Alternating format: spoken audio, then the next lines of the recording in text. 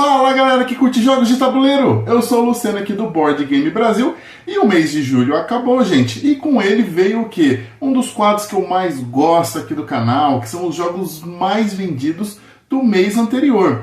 E esse vídeo, gente, ele é feito com a parceria da loja Taverna Real, que é a loja que nos fornece os dados, conta pra gente quais foram os jogos que foram mais vendidos lá na loja. Então, assim, eu vou deixar um link aqui na descrição pro site da loja. Se você ver algum dos jogos aqui e se interessar, corre lá, dá uma olhadinha, quem sabe você vê, você também se interessa, também compre e contribua para a lista do mês que vem, tá bom, gente?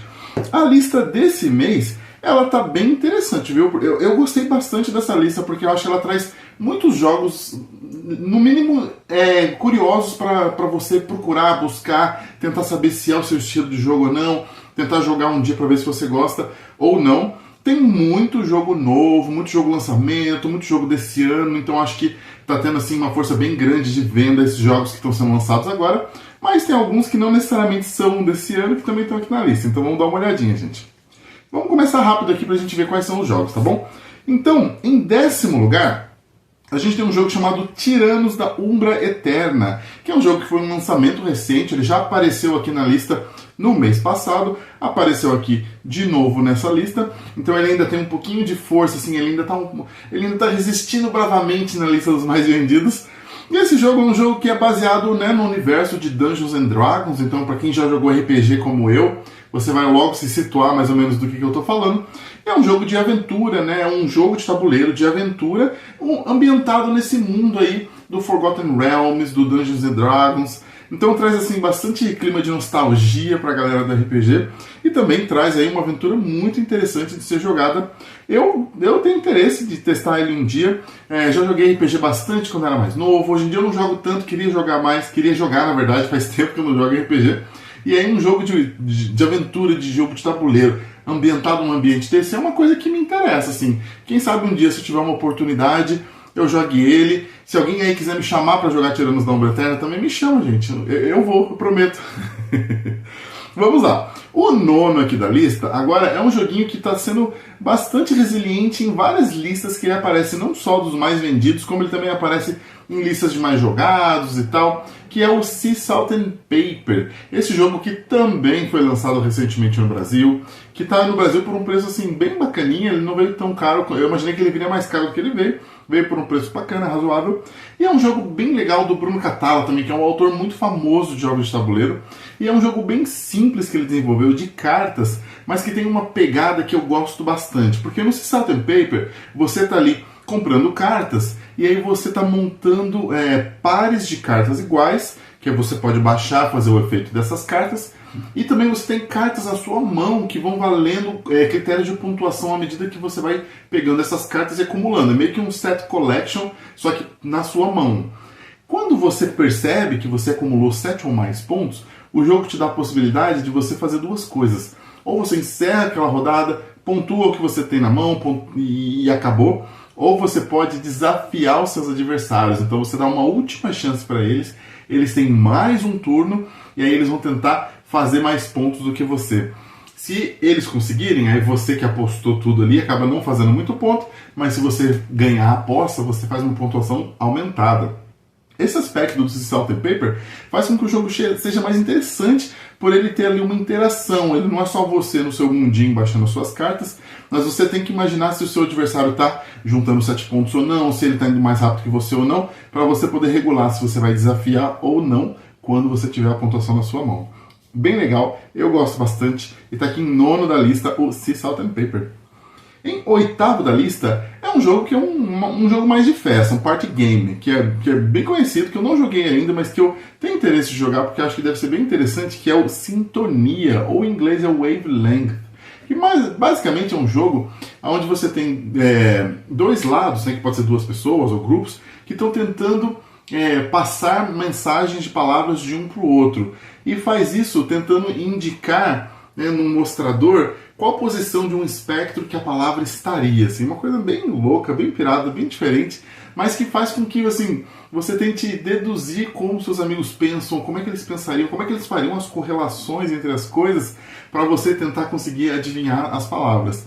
Um jogo que deve funcionar muito bem num ambiente mais solto, descontraído, né? Onde você está querendo dar risada, onde você joga jogos assim mais divertidos. Esse jogo tem cara de ser um jogo que funciona bem para esses ambientes e está aqui em 8º lugar, o Sintonia.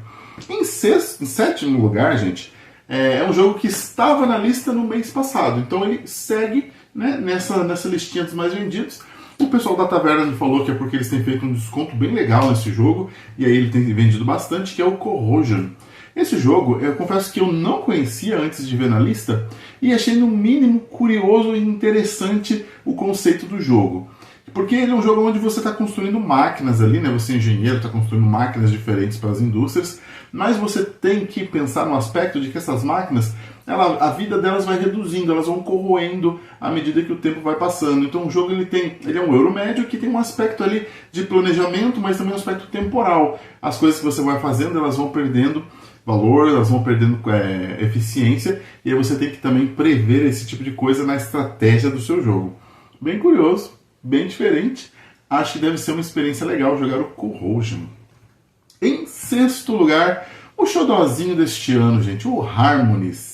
Esse jogo que arrebatou corações esse ano, muita gente falando, muita gente jogando, que basicamente é um jogo onde você está construindo um ecossistema, mas você está construindo um ecossistema ali num ambiente meio tridimensional, sabe? Você constrói o ecossistema baseado em tokens de cores diferentes, e você consegue empilhar alguns tokens, né, dependendo de alguns critérios, para você poder fazer estruturas melhores ou mais valiosas ali no seu ecossistema. E à medida que você vai construindo essas estruturas, você vai usando cartas de animais que mostram padrões desejados por aqueles animais, para você poder posicionar cubos daqueles animais no seu ecossistema e aí fazer os pontos dos animais também. Então é um jogo que tem esse aspecto assim, espacial, de construção, né, de arranjo, de posição entre vizinhos que você queira fazer, mas também de você tentar montar ali padrões que vão te dar as cartas de animal. Então é um jogo onde tem vários caminhos ali de pontuação que você pode tentar buscar no que você está construindo, e você tenta casar o máximo que você puder para você fazer mais pontos.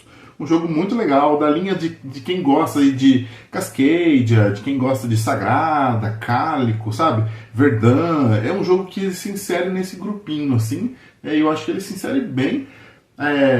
Não seria o meu preferido de toda essa lista, mas é um jogo que eu acho que tem um valor bem grande e as pessoas estão gostando bastante. O Harmonies. Em quinto lugar, aí é um jogo que eu falei que tinha alguns jogos que não eram tão novos ou desse ano, né? Esse é um deles. E esse é um xodózinho de muita gente por aí, que é o Everdell. O Everdell, gente, é um jogo assim, que se você não conhece ainda o Everdell, testa, joga ele um dia para ver se você gosta, porque ele é um clássico, não é à toa. Ele é um jogo que tem um aspecto muito bonito. Ele tem uma árvore central que você constrói, né, em cima do seu tabuleiro. Ele tem a arte muito agradável. Então ele é um jogo baseado em animais fofinhos da natureza que estão construindo ali a sociedadezinha deles. E você vai usando as cartas dos animais para poder fazer ações, buscar recursos e depois usar esses recursos para poder fazer as pontuações que você está buscando. O jogo, além dele ter uma arte muito bonita, ele tem uma jogabilidade muito legal. Ele é bem simples no jogo base, e ele tem várias expansões que vão incorporando mecânicas mais complexas e tal, e vão deixando o jogo mais interessante para quem gosta muito do Everdell. E ele é um jogo, assim, igual eu falei, é um clássico, né? Muita gente fala dele, já está aí bastante tempo, segue firme e forte, né, nas listas e no mundo dos jogos de tabuleiro. Apareceu aqui na lista dos mais vendidos, o que eu achei bem curioso e bem interessante. Não sei se aconteceu um evento especial, alguma coisa que chamou a atenção, uma tiragem nova que chegou. Eu sei que recentemente fizeram uma tiragem bem grande de Everdell, com todas as expansões aqui no Brasil. Talvez seja isso que incitou as pessoas a comprar mais o Everdell e fazer ele aparecer aqui na lista dos mais vendidos em quinto lugar. Em quarto lugar, é um outro jogo que tem aparecido bastante nessas listas, mas é porque esse jogo é um jogo grande e que tá sendo vendido com promoções assim consecutivas já há alguns meses, que é o Ankh, gente. O Ankh, ele é um jogo de guerra baseado aí na mitologia egípcia. Então ele vem numa linha assim, né? Na verdade o Ankh ele vem de uma linha de 3 jogos, que é o Blood Rage, o Rising Sun e o Ankh. Todos eles têm uma mecânica um pouquinho parecida, mas várias diferenciações específicas de cada jogo. Mas são jogos de guerra, onde você tem um mapa e você vai tentar posicionar soldados e tal, vai ter as batalhas, só que cada um com um estilo um pouco diferente. O Ankh, ele tem um apelo muito legal, porque de todos esses, dizem que é o que melhor funciona para 2 jogadores. Então, se você aí joga mais em 2, está querendo buscar um jogo maior, grande, o Anki é um jogo de miniaturas, né? Então é também um joguinho de miniaturas no mapa, que funcione de 2 jogadores, o Anki pode ser uma boa ideia. E como ele é uma caixa grande, mas está sendo vendida num preço legal há um tempo já, ele tem aparecido bastante nas listas por aí, gente. Em quarto lugar, o Anki. Em terceiro lugar, é um jogo que pra mim, ele tá ficando tipo o Ark Nova. Ele tá aparecendo em todas as listas que eu falo, a ponto de eu já estou interessado. Eu quero esse jogo agora. Eu não queria ele antes, porque achava que talvez não fosse o meu estilo, mas de tanto eu ler, ouvir falar e ver sobre o jogo, agora eu tô querendo ele, que é o Hegemony. O Hegemony é um jogo também que foi muito falado esse ano, ganhou vários prêmios já até onde eu pude acompanhar. Recentemente eu fiz um vídeo falando sobre o Golden Geek Awards, e o Hegemony ganhou 3 prêmios, né? Foi o jogo que mais ganhou prêmio lá. E o Hegemony é um jogo de luta de classes, né? Na verdade, luta e interação de classes, onde cada jogador representa uma classe diferente na sociedade, e essas classes estão tentando ali influenciar as políticas e as decisões para poder beneficiar os objetivos da própria classe. Um jogo que tem bastante interação, bastante discussão, bastante política, mas é um euro pesado, assim, é um euro complexo de jogar, então ele atrai vários fatores diferentes que fazem com que ele tenha sido muito bem falado, e eu também é um que eu estou bastante interessado em adquirir, o Hegemony. Agora, os 2 primeiros lugares são lançamentos recentíssimos, quentinhos, estão saindo do forno, e isso explica porque que eles foram tão vendidos, esgotaram rápido na editora, quem tentou comprar depois de um tempo não conseguiu mais. Então, em segundo lugar, ficou Earth. O Earth, que foi lançado recentemente pela Galápagos, ele é um jogo onde você também está construindo ali um seu ecossistema. Mas ele tem um aspecto interessante, porque você constrói o ecossistema fazendo um mosaico de cartas, né? Você vai ter um grid ali que você vai construir 4x4 de cartas, e você vai podendo posicionar as cartas aonde você quiser nesse grid, sabendo que essas cartas, no estilo Wingspan da vida, quando você seleciona as ações, algumas dessas cartas vão ativar, ou seja, elas vão fazer o poder delas quando você escolher uma ação correspondente à cor dela. E esse grid ele vai ser ativado sequencialmente. Então, um aspecto legal do Earth é você conseguir posicionar suas cartas de um jeito onde elas se beneficiem mutuamente. Quando você ativa as cartas de uma certa cor, a sequência que você vai ativando vai se realimentando para você conseguir mais recursos, para você conseguir mais cartas de composto, né, que são coisas que pontuam depois no final do jogo. Além de tudo, ele tem um aspecto bem bonitinho que você vai construindo ali, como se fossem arvorezinhas com o tronco, depois coloca um chapéuzinho em cima, parece um cogumelo. O jogo fica bem bonito. O Sotero do Jogatina Mil Grau fez uma piada que eu achei muito engraçada e que eu fiquei com isso na cabeça que eu não consegui tirar, é que as cartas do Earth parecem aqueles envelopinhos de semente que se compra no supermercado. Depois, acho que ele deixou lá no Instagram dele, corre lá no Instagram do Sotero pra vocês verem, mas assim, realmente a carta parece um envelope do sementinho de supermercado, mas mesmo assim é um jogo bonito, é um jogo que fica bonito na mesa e super gostoso de jogar, o Earth. E em primeiríssimo lugar na lista dos mais vendidos, acho que não teria como ser diferente, ficou Wonderland's War, esse jogão de guerra que também veio pela Galápagos, mas que ele não só é um jogo de guerra, mas ele é ambientado no universo de Alice no País das Maravilhas.